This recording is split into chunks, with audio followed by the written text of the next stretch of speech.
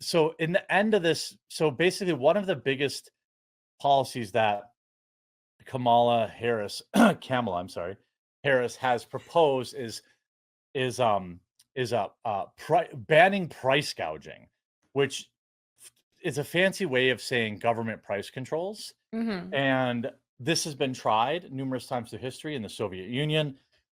It was very recently tried in Venezuela, which descended into hyperinflation and giant scarcity, product scarcity, and black markets forming, and all this kind of stuff. So any idiot, see, weird robot, exactly. You gave her $10 to say the bundle of sticks worth. The so like price. I'm trying to make a serious point here, weird robot. So like price fixing is bad. It's communist ideology that's like, oh, let the big government set price of bread. And it doesn't really work. Mhm. If we've seen how the government spends our money, $8 billion on building seven Tesla chargers, electric cars. So like they're dumb. And price fixing is dumb. It doesn't work. And even like the left-wing media was like, if your opponent's calling you a communist, maybe there's my once a stream. There we go. It's like seriously, once a stream, it like desyncs. I And think it's a StreamYard thing. StreamYard has been dookie lately. that's a big true. Yeah, Yeah. it happens in StreamYard, not in Yep. Rumble Studio, which we're going through. So I'm just gonna let this rip for 2 minutes and 26 seconds because it's unbelievable. I'm gonna say, follow. Do you think it's Alex Strenger? Strenger. That's Alex probably Stringer. Okay. so I don't know how to pronounce stuff. yeah, I think it's Stringer. Okay. But follow him on Twitter because okay, I'll just shut up. Here's him talking to the BBC about at the Kamala Harris rally. What brought you out here today? No, listen, my name is Noah Shorts. I use he, they pronouns. Like, I'm just really excited that we have like the first black woman that could be the president of the United States. And like my wife, right? We're in a polyamorous relationship.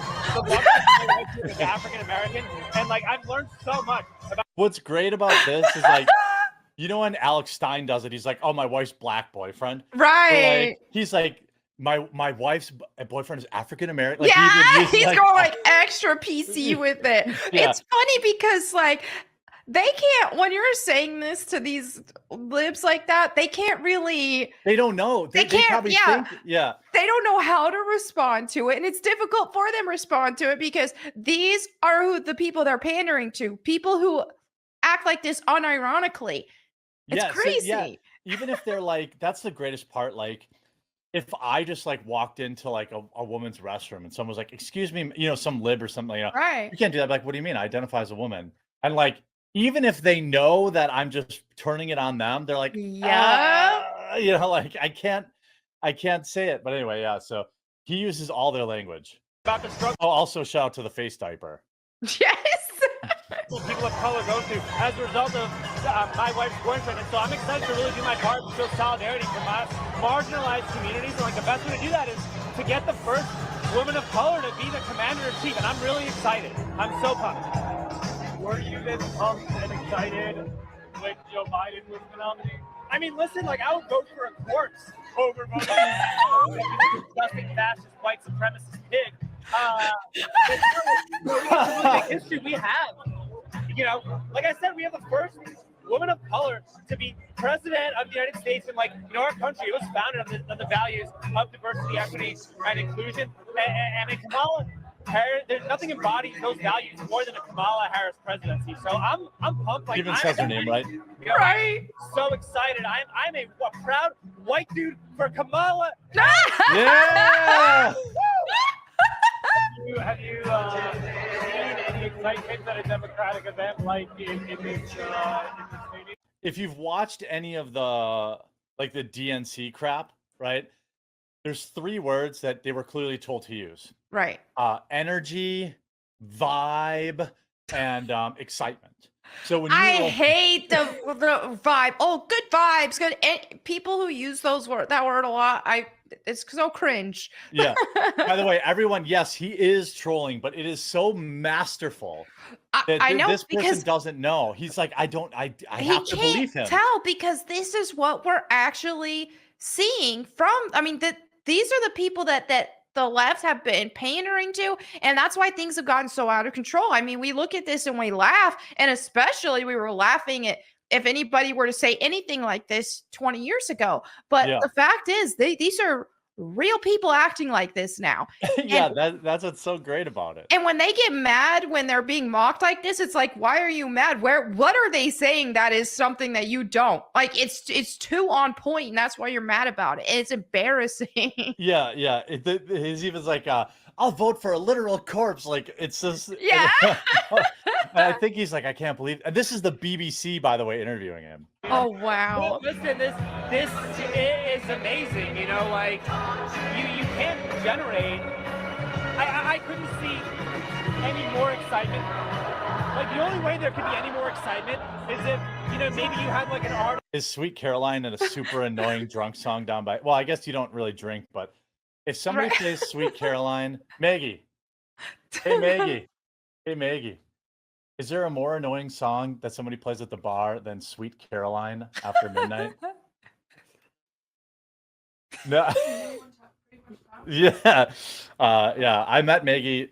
She works for me a long time ago when she was but a humble tender of bar. And like in Wisconsin, if somebody puts on Sweet Caroline, believe me, I know, I guarantee she's like, Jeremy, you're one of them. Like everyone just starts singing it. It's like that, Bismarcky. I don't know if it's just a Midwest thing, but anyway, yeah, I'll let it play here. Or a celebrity performing or opening for Kamala, but no, this is amazing. This is like celebrity level of excitement. This is a rock star. Celebrity excitement. And then, you know, like, the thing that I'm the happiest about when it comes to Kamala Harris presidency, it's the economy. And, you know, I'm really excited about how she finally wants to put a cap on prices at the grocery store. And, you know, like, look, even if price controls, you know, may lead to like shortages of food and basic goods, you know, shortages will lead to rationing, and rationing, that leads to equity, and we need to make a more equitable place in America to dismantle our legacy of white supremacy. So thank you so much for hearing my voice and so many voices like me. Wow. His improv skills are really good. Yeah, I think you could see, like, I think he started to lose them. Right. When he was like, thank you, and then he was like, he launched into his bread lines are good, actually. Yeah. Yeah. Yeah, that is probably no, like, Matt Walsh had some expert level trolling at the DNC too, which we're gonna take a look at. But the other this is like, it's so genius because the rest of the clip is like, what is going on with this guy? And then you're like, oh wait, yeah, he slipped in a little red pill. Like, price controls lead to bread lines. They lead to people, the hyperinflation. By the way, the Fed's going to lower rates again, which is going to only make inflation worse. But that's, I don't want to doom and gloom like everybody, but that's what the rumor is, that the Fed's going to lower rates. But people, when inflation is high, you don't want, like, the Fed has to raise rates. It can't lower rates, but it's raising rates is unpopular. But it's how you have a soft landing from inflation. Price gouging is not what's happening at the grocery store. Price gouging, let me give people a real example of price gouging. I went to the RNC in Milwaukee. I stayed in a Holiday Inn Express that was a dump, okay? Right. Normally, Holiday Inn Expresses are okay, but this is an older one. That Holiday Inn Express is normally less than $200 a night. During the RNC, it was $850 to $1,000 a night. And people say it's supply and demand. Wrong.